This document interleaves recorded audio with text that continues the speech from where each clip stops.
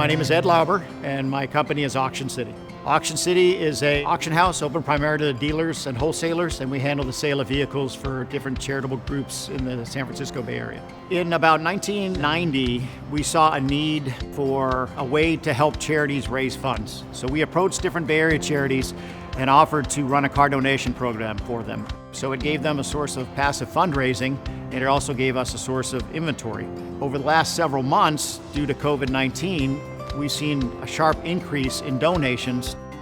Organizations need help.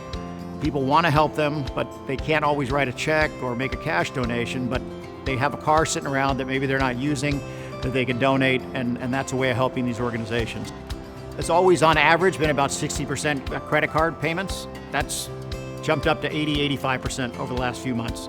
And the efficiency of being able to pay with a credit card, boom, on my machine, is absolutely vital for us and for our customers. As a business owner, I'm most proud of how we've handled the COVID-19 situation over the last several months. We've kept our staff employed and be able to keep the business going.